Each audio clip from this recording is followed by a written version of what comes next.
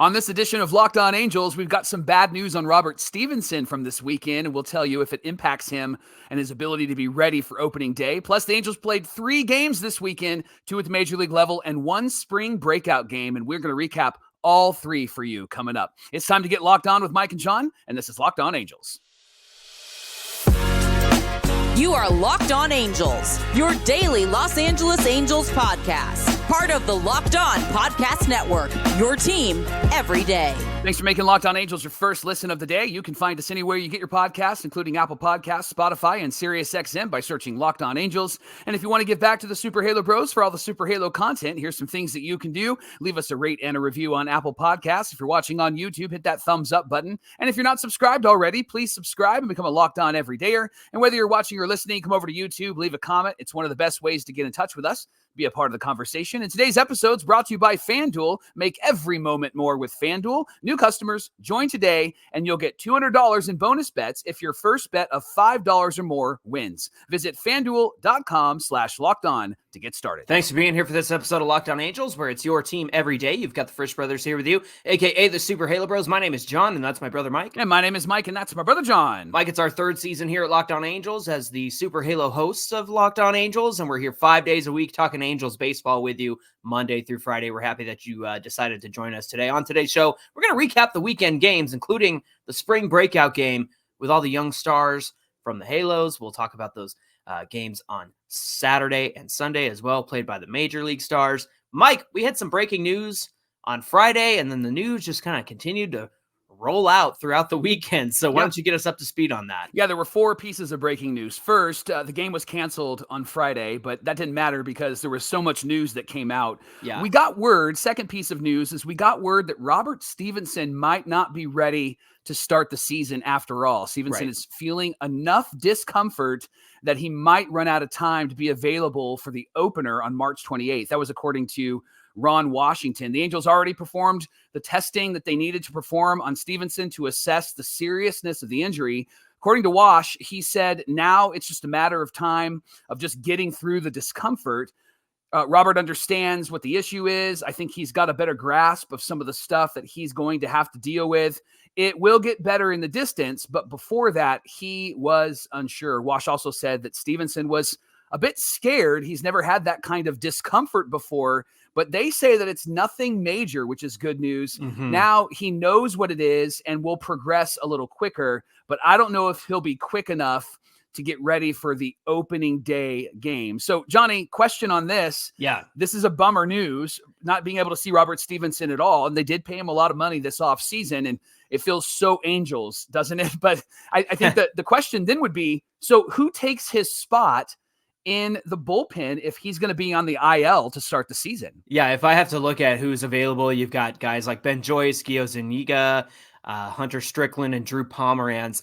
Mike, there's actually kind of 2 spots up for grabs. They're really without Stephenson, or with Stephenson, there was kind of one last bullpen spot, right? However, if there's going to be 2 now, I think that you got to go with Drew Pomeranz as another lefty out of the bullpen. Yeah. And I also think that you need to go with Hunter Strickland, a guy who has thrown a ton of strikes this spring. In fact, I believe Jeff Fletcher of the OC Register had a great article on Hunter Strickland. And I know he's not on the 40-man, so there would have to be some reconfiguring there. At the same time, they might put Stephenson on like an IL trip. You know what I'm saying? So we'll see what happens there.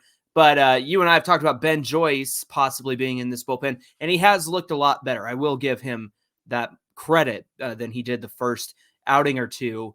But I don't think it hurts to have the depth that they do have. Yeah. And I think in this situation, Hunter Strickland, Drew Pomeranz would be the 2 that I would go with, just because I think Pomeranz deserves that last spot anyway as a lefty. Yeah. Because right now you kind of have Matt Moore. And then you have Jose Suarez too, but he's going to be more of a long relief guy. You don't want him coming in just to get lefties out.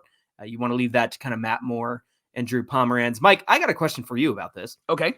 When you hear Ron Washington talk about Robert Stephenson and his injury, do you feel any sense of like, okay, yeah, that sounds reasonable. That sounds sure. I believe you. Do you believe him when you hear this stuff from Ron Washington, as opposed to the last few years of like, I don't know if I trust you, Phil Nevin. Yeah.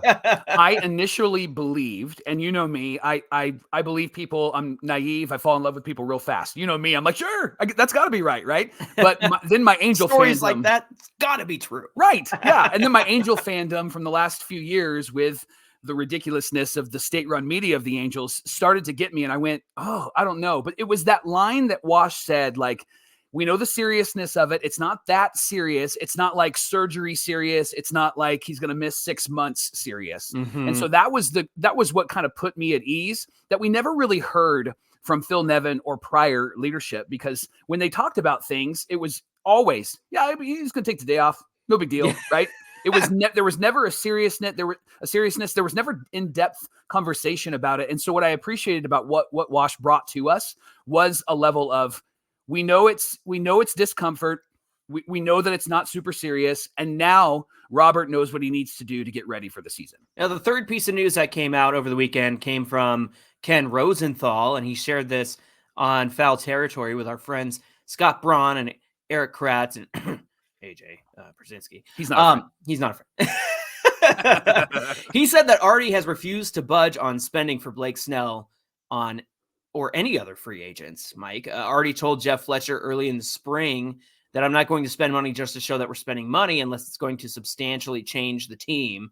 Question for you, does Snell, quote, substantially change the team? I mean, that's a big contract. And what we're hearing, the rumors, as he's talking with the Astros, is 2 years, $66 million.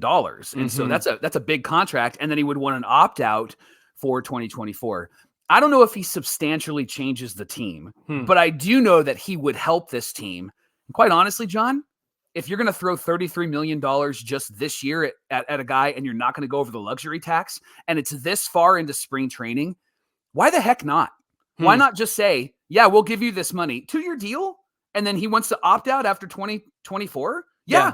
I mean, because then you're not guaranteed to have to pay this guy forever and ever and ever. And the only guarantee would be that you have him next year as well, which I don't think is a bad thing. I don't think it's a bad thing at all. I think the only tension the Angels would have to figure out is who slides out of the rotation if Snell slides in. But that's an easy decision to make based upon the rotation that you have. I think that the two candidates, and we'll talk about Sandoval later, but I think it's Anderson and Sandoval, right? And so I think that this to me, it may not substantially change this team, but if he's down to a 2-year deal and you got to pay some cash up front, why the heck not? Why not make that move? Would you make that move? I would make a move if it was, I know it's got to be a high AAV. I would make the move, even if it was like 3 years with opt-outs, right? Yeah. Because you know me, I've been saying it all along. I want to roll the dice this year. Yeah. And, not have any expectations. But then I would love to have a Blake Snell for next year. And I'd love for them to sign a Corbin Burns next year. You know what I'm saying? Like, you have to keep stacking good talent to build around this team. I keep saying it, Mike, and you've said it too.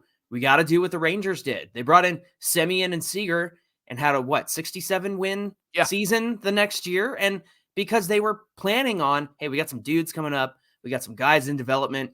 If we have Semien and Seager now, they're going to be key pieces while our young guys are getting better and figuring it out. And then they go and add DeGrom and John Gray, and they trade for Scherzer. Like they did exactly what the Angels should be doing in terms of, hey, maybe with Snell, we win 80 games, right? And then next year we do better by adding more in the offseason or even, making some trades or whatnot. So to me, it's roll that dice in the short term, plan for the long term. Final piece of news, Mike, Kole Calhoun announces his retirement. Loved the Red Baron, right? And man, for years, it didn't seem like we had a prototypical leadoff guy. And he kind of slid into that role in front of Mike Trout. And not only that, was just incredible in right field throughout his career. I'm happy for him. It's sad to see him go, but I kind of wish we had him instead of Willie Calhoun. Right. Hey, roll the dice on Cole. But I am happy that he did announce his retirement. Mike, any favorite Kole Calhoun moments or just things that you enjoyed about him? I forgot that in 2019, he hit 33 home runs. I forgot that he hit that many home runs that year. And I also remember when he came up, the Angels weren't good. And he came up and really surprised us, hit eight bombs, had like 32 RBIs. And we're like, hey, is is this the right fielder of the future? This is Well, great. And he stepped in when Josh Hamilton got hurt in 2014. And that was a huge reason why they got to the playoffs, was Kole Calhoun just really stepping in and doing really well in that role. And then, they started Hamilton in the playoffs. Right. Like, maybe we should have stayed with Kole. I don't know. Right.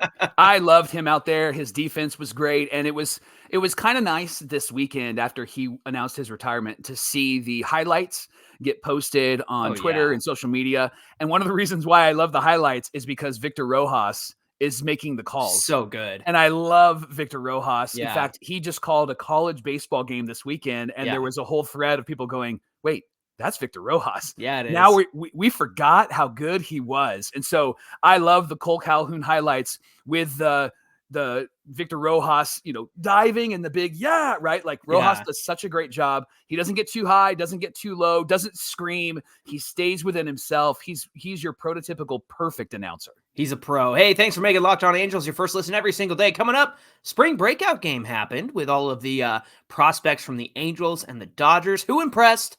Who struggled? We're going to talk about all of that coming right up. Locked On Angels is brought to you by FanDuel. Say goodbye to busted brackets because FanDuel, they let you bet on every game of the NCAA tournament, whether you're betting on a big upset or a 1 seed. It's time to go dancing with America's #1 sportsbook. And right now, new customers like you can get $200 in bonus bets if your first bet of $5 wins. That's $200 to use on the point spreads, on the money lines. You can even pick who's going to win it all. Just visit FanDuel.com/lockedon, and you can bet on college hoops until they cut down the nets. This is the Locked On Podcast Network, where it's your team every day. Every dayers, mark your calendars for March 20th, 2 days from now, 7 p.m. Eastern, 4 Pacific, for the best MLB season preview coming exclusively to Locked On Sports Today. Now, you've heard me talk about Locked On Sports Today a bunch on this show, but on March 20th, again, 7 p.m. 4 Pacific, you can be the first to get local insight from the MLB local experts of the Locked On Podcast Network, including yours truly. You can find it March 20th, 7 p.m. 4 Pacific on the Locked On Sports Today 24/7 streaming channel on YouTube or Mike, the free Amazon Fire TV channels app. A team of Dodger prospects beat a team of Angel prospects 8-1 on Saturday at Tempe Diablo Stadium. Angels had 5 of their top 10 prospects in this game. You might know some of these names: Nelson Rada, Caden Dana, Kyron Paris, Denzer Guzman, and Jack Kotanowicz. No? Are you doing that on purpose? I don't know how to say his name. Kohanowicz. Kohanowicz. Yeah. Kohanowicz. Jack was in the game. We're glad that he played. Jackie K. Yeah, no, Jackie remember, K. Remember our player announcement guide, Kohanowicz. Yeah, I got to have it in front of me to be able to see it. Caden Dana started on the mound for the Angels. John, he worked 2 scoreless innings, striking out 3. Couldn't he just stayed in the whole game? I mean, good grief, man. That kid was rolling. He looked really, really good. He said after the game, I definitely treated it as the same as a big league exhibition game. He said it's definitely just as important. I think it was just cool going against the prospects of another team. Jackie K, he struggled in this game.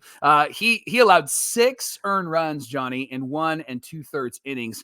Really just struggled with location. And then when he got behind in the count, he was really throwing a lot of cookies. And to the Dodgers prospects' credit, they were making him pay for all of his mistakes, and they were really making good contact in this game. And then, of course, Johnny Nelson Rada, 1 for 3, stole a bag. That guy seems to just be flying all over the bases. Kyron Paris was 0 for 3, 2 strikeouts. And then Denzer Guzman was 0 for 4 with 2 strikeouts. So, Johnny, any thoughts from this game? Any things that you saw, you paid attention to that were exciting, things that maybe were concerning?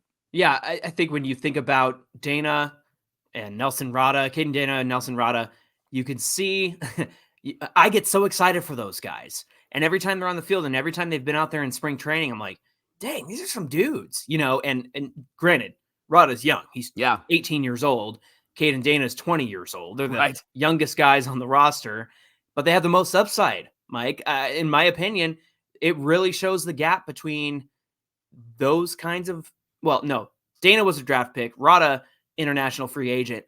But it shows the gap between what we've been picking up in the past. Yeah. No offense to like Kyron Paris or anything like that, but it's just a world of difference when you see somebody like Caden Dana or Nelson Rada. And the thing about Caden Dana is kid's 20 years old. Yeah. And he's out there and he looks like a professional through and through. Yep. Doesn't get rattled. Yep. Doesn't get shaken. And he just looks determined. He throws strikes, right? Like he throws strikes and he throws hard. I think that if not 2025, then definitely 2026, Mike. Like he's going to be part of this rotation sooner rather than later. But does a game like this help the Angels know, why they're probably ranked 30th in, their farm system when they see their prospects and the prospects of other teams? Do you think they see that? I think that they see the reality of where things are at. I think the good news is that Dana and Rada are phenomenal, especially for the age that they're at, right? So don't rush them. Let them develop and become the player that they have the potential to become in the minor leagues. But then you see the gap between Dana and Rada with other guys that still need a whole lot of work in the minor leagues. Yeah. The fact that Kyron Paris was in the major leagues last year is pretty remarkable because he's still really young. He's a young guy, but he looks kind of lost in the major league level. And so I think that what this game does for the Angels is it gives them a good sense. And I know it's just one game. It's hard to make determinations from one game, but it does give them a good sense as to where these guys will end up in the next year or 2 years. It probably also gives them a good indication. Okay, that guy's AA, that guy's AAA, that guy's single A, right? Yeah. And for the Dodgers' credit, they have a factory of incredible players coming through there because they've just drafted really well. They've invested really well. And part of that is because they have what the Angels are hoping for and what Barry Enright has been fighting for. They have the pitching and hitting labs. They have the ability to tell a pitcher or a hitter, here's what you're doing that we're not seeing, but the computer model's picking it up. So why don't you work on this? Here's how you can work on your mechanics. Here's how you can work on your swing. All of that is so beneficial. And if the Angels get some of that, I guarantee that you'll start to see some of these guys progress maybe a little bit quicker. But with the Angels minor league system, they've always been slow in development until recently, right? With these quick call-ups with Sandoval and Neto. But that's the other thing that we have to talk about here, John. Yeah. Is that these quick call-ups have eliminated the young guys playing in the minor leagues and being called prospects, right? Oh, of course. In reality is if you're not calling up Neto and Sandoval and even Ohapi, and they're in the minor leagues, then this team, this prospect team, looks completely different. And then you're not so unbalanced with the Dodgers or with other prospects, right? True. But luckily for the Angels, these guys are on the major league roster and they are starting to really prove themselves. And so that it's a win and it's a loss, right? But remember, we did a whole episode about the philosophy of the minor leagues, and the philosophy is not, let's develop these guys for a long time. The philosophy is, can we identify somebody that can help this major league roster immediately? And that's different than all of the other 29 teams. Absolutely. And they're going to perform at a major league caliber level as well. It's not as if these guys are in over their heads. I mean, you look at Zach Neto versus like a Kyron Paris, and it's just a world of difference there. Yeah. And you're right, Mike, to your point about if Ohapi and Neto and Sandoval and Silseth were still quote unquote prospects in the minor leagues, they would have been in this game. They also maybe put the Angels at what? 26, 25 rather than 30 in terms of farm rankings. Sure. And so I think that's something that people often miss, is that the fact that these guys are up in the majors and putting up major league production.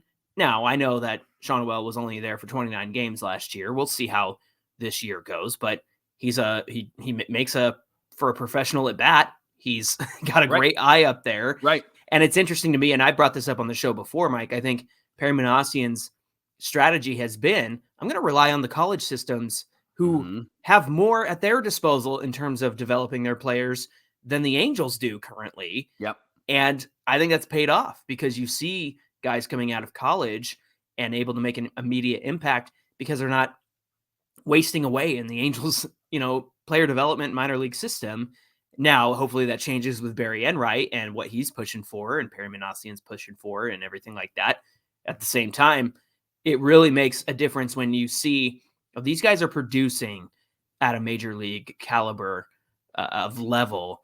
And going back to Caden Dana, he's took on some major leaguers this spring. And I know guys are figuring it out. Like, you don't want to get ahead of yourself, but I just keep going back to him because you watch a Sandy start, like one of those bad starts, and then you watch Caden Dana do his thing against major leaguers, and you're like, oh yeah, that's a dude right there. That's a guy who can be an ace of this staff. Now, I know I said 25, maybe even 26, but at least the Angels are in a position where Dana can be in Double-A this year, which is where I suspect he will go, since it's kind of the most realistically competitive league as opposed to Triple-A, where, it's inflated numbers, hitters, parks, and whatnot.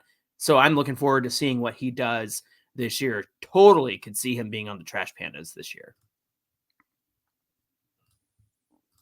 Locked On Angels is brought to you by eBay Motors. Passion, drive, and patience, that brings home the winning trophy. In sports, it's also what keeps your car, truck, or SUV alive. eBay Motors has everything you need to maintain your vehicle and level it up to peak performance, from superchargers to roof racks to exhaust kits, LED lights, and more. Whether you're into speed, power, or style, eBay Motors has got you covered. And with over 122 million parts for your auto, you'll always find exactly what you're looking for at eBay Motors. With eBay Guarantee Fit, your part that you pick is guaranteed to fit your ride every single time, or you'll get your money back. Because with eBay Motors, you're burning rubber, not burning cash. With all the parts that you need at the prices that you want, it's easy to turn your car into the MVP and bring home that win. Keep your car, truck, or SUV alive at ebaymotors.com.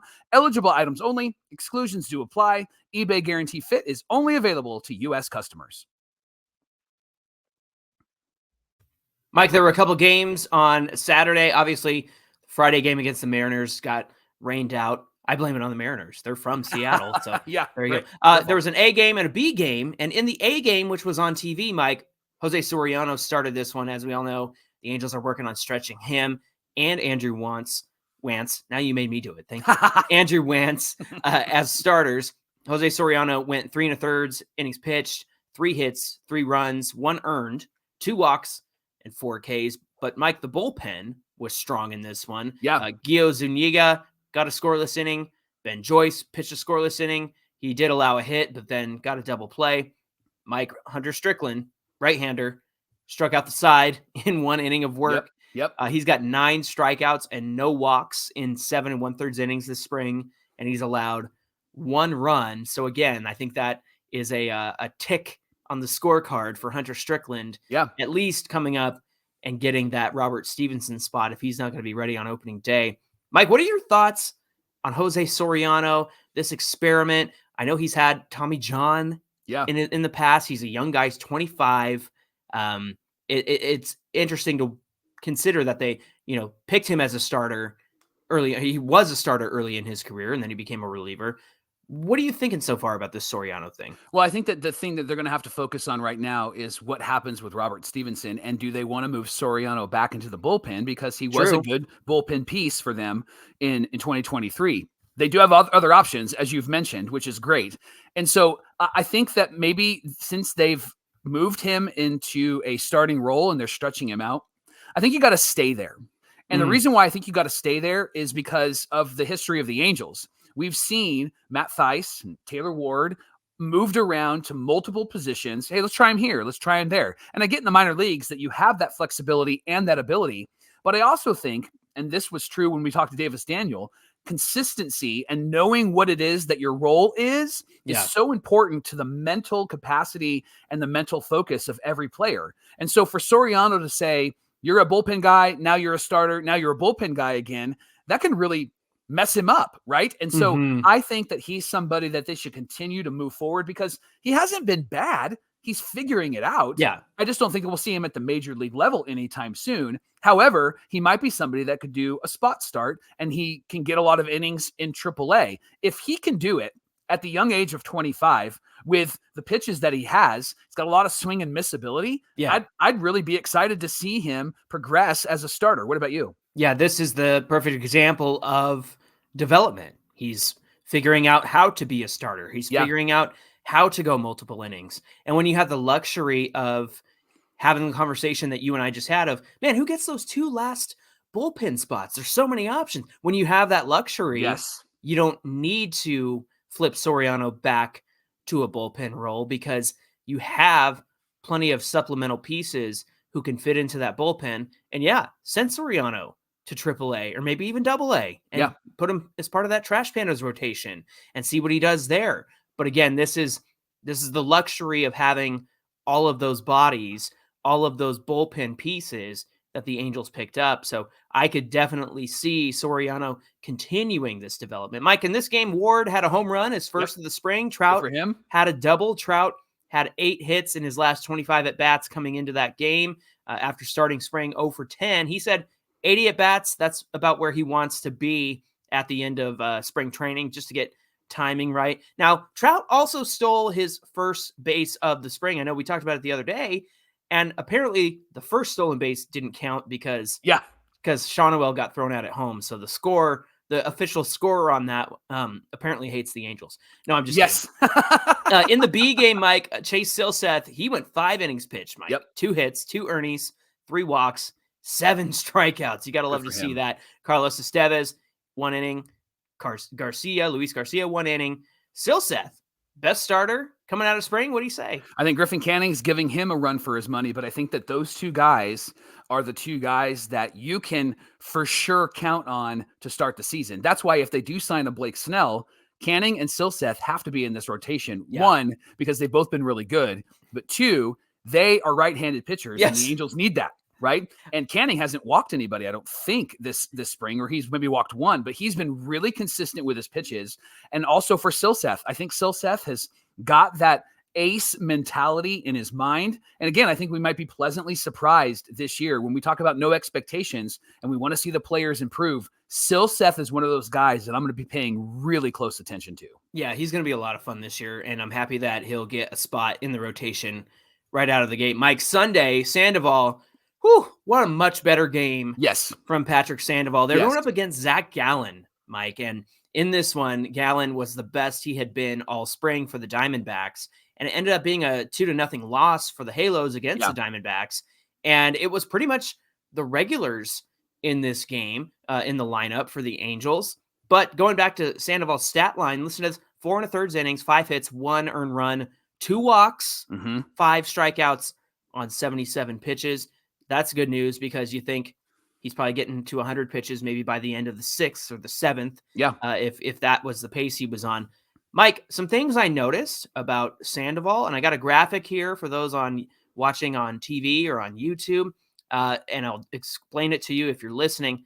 Look at that strike zone at the bottom of the screen. Look at how many more of those pitches are in the strike zone as opposed to what happened last time out. And get this, he got 4 swings and misses on his slider, 2 on his fastball, 1 on his sinker. And I noticed something about his sinker, and I've seen this conversation coming up more and more. When guys are having trouble locating their fastball, they throw that sinker to kind of get themselves back into the strike zone. And that's a lot of what I saw Sandoval doing yesterday. And you got to like the fact that he was, throwing, 94, 95 on that fastball again. So seems like they understood the assignment from last week where you and I said, he's got to locate that fastball. Yeah. And it certainly seems like they did that.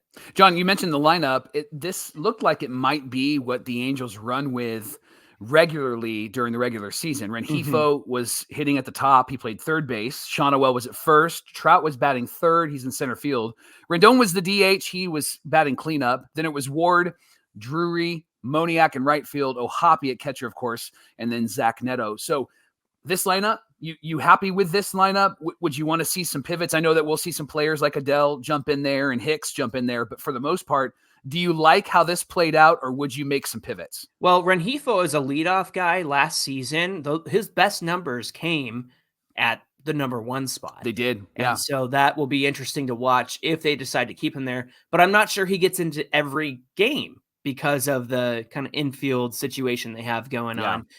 Hicks, they've tried him out, number 1. Mike, I'm going to keep on preaching it. And I know they're not going to listen, but they did listen to us when they put Moniak at number 6 the other day. Yep. But Shawnuel first, Rendon second, Trout third. Rendon cleanup is not working. And I know he's working on his timing. I know he's trying to get back, and he missed a week and whatnot, but he did have a base hit yesterday, so I'll give him that. But man, the guy walks, and you have to lean into what he does well, and he walks and gets on base, Mike. And I get it. I get it. Like, you want him with runners in scoring position, but that the leadoff spot concerns me. It just makes so much sense to have Shawnuel there and get on base there. But I'm not upset if Rengifo gets a lot of time at the top of the lineup, because again, he had his best numbers there. I also think he had I got to double check this, but I'm pretty sure he had his best numbers at like cleanup last year, which he was pretty good. Yeah. At that point of the season, everybody was hurt. So Rengifo's cleaning up for him. But anyway, he had really tremendous numbers in the number 1 spot. So I wouldn't be upset. I really like Taylor Ward, maybe batting cleanup. I'm still a fan of O'Hoppe, trying to be a power bat and work out there as well. So it's an interesting lineup. It felt like a regular sort of lineup, but I do have my preferences on what I would change about it. And thanks for making Locked On Angels your first listen of the day. Everydayers, Locked On has launched the first ever national sports 24/7 streaming channel on YouTube. And now it's available on Amazon Fire TV in the free Fire TV channels app. Locked On Sports Today is here for you 24/7, covering the top sports stories of the day with local experts of Locked On, plus our national shows covering every league. Find Locked On Sports Today, now available on the free Fire TV channels app. Hey, give us a follow at Locked On Angels and connect with Mike and I on Twitter and Instagram at Super Halo Bros. We really appreciate you tuning in today. Whether you're watching or listening, come on over to today's show on YouTube, get in the comment section. It's the best way to get in touch with us. Mike, what do we have on deck for Tuesday's show? Johnny, the current Angel players are over talking about one former Angel player, and they're not afraid to say it out loud. And tomorrow, Johnny Giavotella. Yes, that's who they're talking about. Johnny Giavotella. They're over that. They're just so frustrated. We're going to share with you what they had to say, and they're not afraid to not talk about that former player. So we'll talk about that tomorrow on Locked On Angels. Trying to attract that. They're not afraid to not talk about that not former Angel who's not on the... Got it. All right, friends, we hope you'll come back and join us for that conversation. Until then, my name is John, and that's my brother Mike. And my name is Mike, and that's my brother John. Thanks for being here, everybody, and we'll see you back here on Tuesday. What random players can we throw out? Rob Quinlan? Yes. I'm blanking. Jeff Devannon? Matt Joyce.